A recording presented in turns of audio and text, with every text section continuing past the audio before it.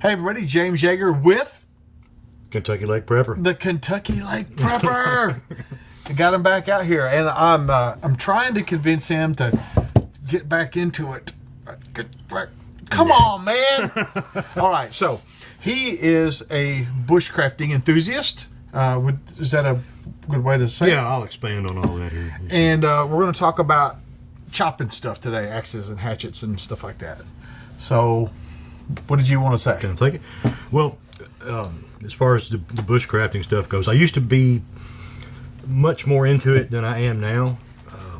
I don't really know why, but for whatever reason, I kind of moved into more of a lightweight setup with the hammock camping stuff, which I freaking really enjoy.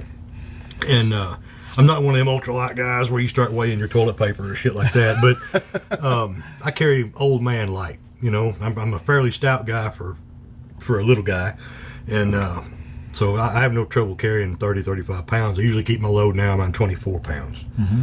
That's winter load. But I still, you know, a lot of the same skills still apply if you're going to be out there for any amount of time. When it comes to building fires and such as that. If I could. So, did you see my no BS bug out videos I did? Mm-hmm. Well, people are like, you need an axe and you need a this and you need a that. And I try to explain to them, like, bugging out ain't about building a shelter. It's about going. Mm-hmm. You know, but eat something, take a nap, go. And so I just, people they think bug out and bushcraft are this thing. There's some cross lines, of course, but when I've explained to you guys, bug out has food, bushcraft is get food. Yeah. Well, I mean, Yeah, more or less. We'll kind of touch on that here as we go forward. I guess it's going to be maybe a several part. Yeah, this series. is at least part one. Today we're mainly just going to be talking about selection for what your different purposes might be, and what to look for if you're going to buy one. There's no need in buying anything real expensive right off the bat if it's something you're just kind of wanting to get into, or maybe you just want to keep one behind the seat of your truck, or maybe you just want to ask some questions. That's right. You better ask somebody. Because I do keep an axe, a cheap axe, behind the seat of my truck for whatever reason. If limbs down across the roadway, I don't carry a chainsaw, but as long as it's something reasonable, I can get that axe out and clear the way to go on. But we'll start here. First thing you got to ask, what do you want to do with it? Are you wanting to bushcraft? Are you wanting to just use it around the house? If you're going to use it for a pack axe, I would recommend something, and again, I mean, just disclaimer, I'm not the guy, I'm just a guy. Enough of the disclaimers. Tell them what you like. Because you're not going to hear anything from me. There's nothing new under the sun. I'm just passing on some knowledge here. This right here is about the perfect size pack axe for me. It's about 2 feet? What is that? Well, actually, you could go. This is I want to say 17-inch, if memory serves. Okay. Now, the good rule of thumb is if you can hold the head here, and this should be buried in your armpit. This one's a little shorter than that, but not much. And it's not. There's some weight there. That's just something you're going to have to deal with if you want to carry an axe, basically. Now you can get by with something. This, of course, is a longer. This is a Husqvarna. It's a great axe. A lot of bang for the buck. You can get them on Amazon or any number of places, and they're made by Holtz Brooks. They come out of the same place. They just don't do as much cosmetic work on them. But it's the same quality steel. It's just doesn't have not as fancy looking when you get it, and probably not quite as sharp. But you can get by with this size axe, and I like this size axe especially because I can use it around the house. I can split wood. I heat my home with wood, and that's the only means I have to heat my home. And so this is a good size axe. You can get two hands on it and get some power behind it. Watch that. And you can do some pretty good jobs with this one too. But I guess the long and short of that, if I was going to pack an axe into the woods, this would be it. Unless you had some kind of means of conveyance, whether you're like when we went out in the canoes that time. I mean, that affords you the means to, you know, kind of carry whatever the hell you want, basically.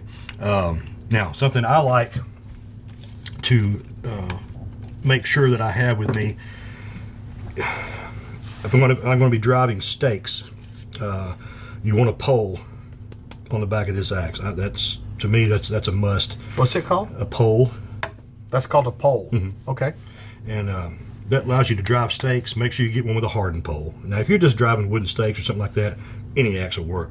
But don't start beating on something metal with this if it's not case hardened, because you'll warp it and you'll loosen the eye up, and then the head will start falling off. What now? He's the axe expert. I'm going to say that. But when I'm driving stakes, I leave the sheath on it. Yeah, that's a good idea. Yeah, that's a real good idea. Now, see, these right here are not hardened poles. These were? These two that we've got here. Okay. Now, this one, and I'll show you, it's kind of a good...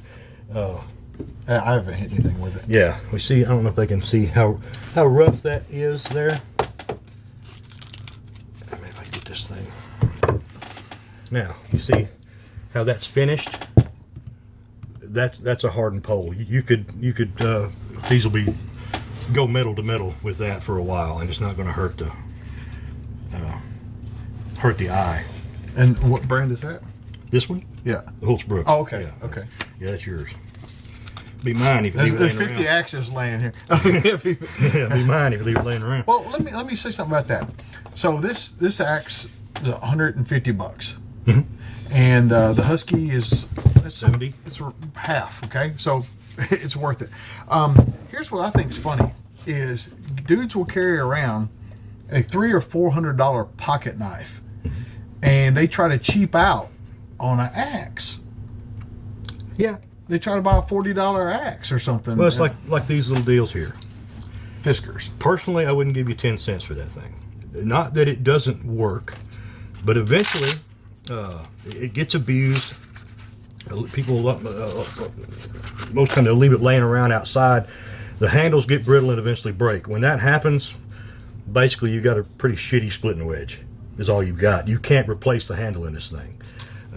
That's why I like axes with wooden handles. Not that this doesn't work. This thing will split some wood, smaller stuff, and even the big ones with the fiberglass handles. They'll do some work. Do you know if that's hardened? I don't know. Okay, just curious. I don't know about that one. And that's the reason I'll just touch on this real quick. I hadn't seen this one. This is a double-headed...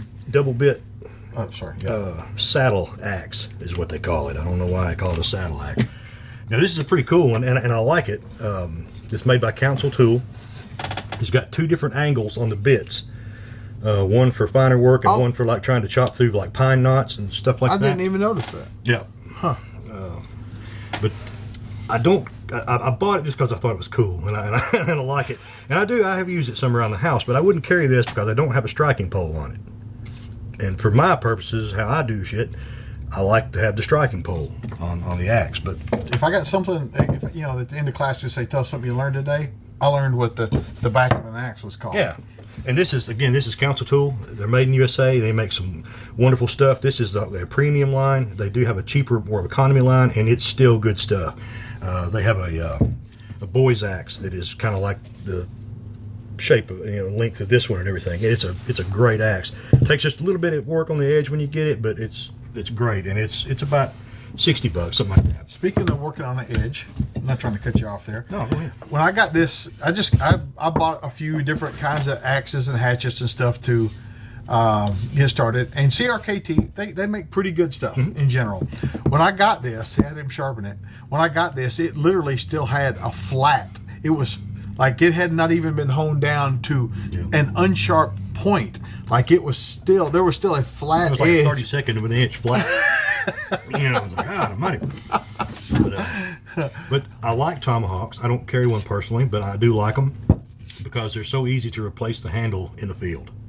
You don't have to worry about it trying to form something to shape to this eye. You just got to get it It ain't even got to be all that round. Just as long as you can get it started in there, you can beat it on. In a pinch, Yeah. you know, just a tree, you know. And this one especially, because it does have a striking pole on it. You can cleave skulls with it, obviously. They also offer a model like this that's got a spike on it. Not really sure that wouldn't do me any good. But yeah, Warhammer kind of a thing. yeah. But I like tomahawks. I used to have one that was made out of a jackhammer bit, and I wish I had that thing back. That thing was a beast. It's funny the things that we have that we think aren't any good. Yeah. And then we realize later, God, that thing was awesome. I'm kind of sick of trading that one away. But, okay, this is one of the main things I want to talk about. A lot of people are already aware of this, but I'm sure some aren't. When you go to buy one, I really don't care. To me, you know, you do with what you got financially. If you want to get out there and get started, get something cheap. You're not going to offend me, but it'll get you started. But when you go, I hope you can see the way the grain, the direction of that is running.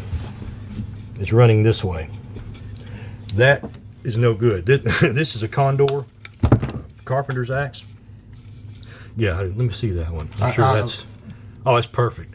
See, the grain's running this way. That handle is going to be strong as long as you keep some boiled linseed oil on it every now and then to keep some moisture in there. That one is garbage. You couldn't. That thing would snap. Now, I've had some Condor stuff. I've got a Condor machete. I like Condor stuff. The head, I like the head. It's kind of soft, but it's a good bang for the buck. About how much is that? About. Oh God, don't get me in lying. a range. I want to say around $35. Less than 50. Yeah, I could have had it for a long time, and I don't use it just because of the handle. I bought that. See, I learned these things as I go. I didn't know anything about this when I bought this. I didn't know that till right now. Till this minute, I didn't know that. I've learned that as I go along. 'Cause I do use an axe a lot at home. Now I'm going to be looking at all my axes. Yeah, you'll be all bummed out because you find some of them. Yeah, there you go. This one, but see this one, when the axe head breaks off, you got a saw on the handle. Hey. Yeah. Maybe I had to rethink that. But this has been my go-to right here, and this is one that James gave me years ago.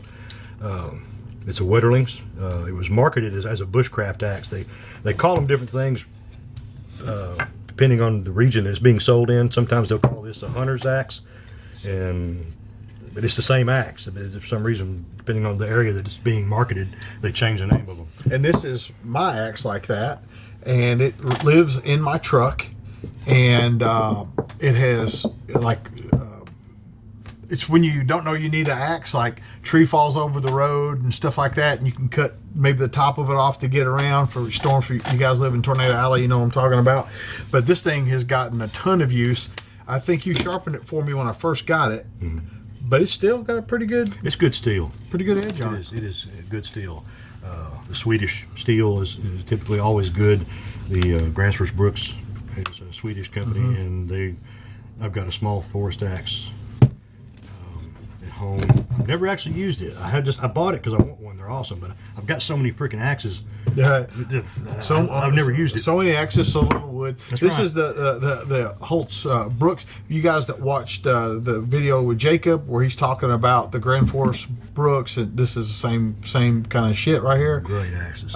This is the Forester's axe, and oh shit, I didn't even notice this. It's got a cautionary tale on it. Like, be careful, this motherfucker's sharp. Yeah, they are. Holtz ships all their stuff shaving sharp. Yeah. So does Gransfors. That's I one thought thing. it was the same company. No, Holtz is their own company. I think, actually, if memory serves, of course, I'm dropping a bunch of useless knowledge on you, I know. No, people are watching for useless knowledge. If my memory serves, Holtz Brooks is the oldest manufacturer in the world. That thing is shaving sharp. Yeah. Whoa! Yeah, and they're polished to a mirror finish. They really take a lot of pride in what they do. Well, let's see here if there's anything else I'm missing. I can't think of anything. So let's kind of narrow it down for them. You can spend as much as you want or as little as you want on an axe, but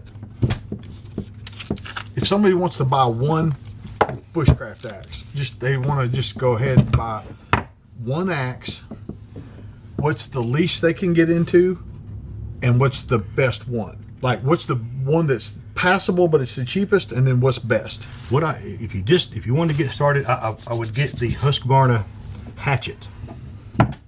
It's of course a lighter head weight, and it's probably about that long. But it's a good beefy. It's got some good weight to it. You can do some work with it. Stomach growling. And now, and again, these are just my opinions, but I really like the Gransfors Brooks small forest axe, as far as a pack axe. Now you've got a Scandinavian forest axe that's more along the lines of this right here, but some people that's some pretty good weight, and that's not something you want to pack around if you're going very far. Now,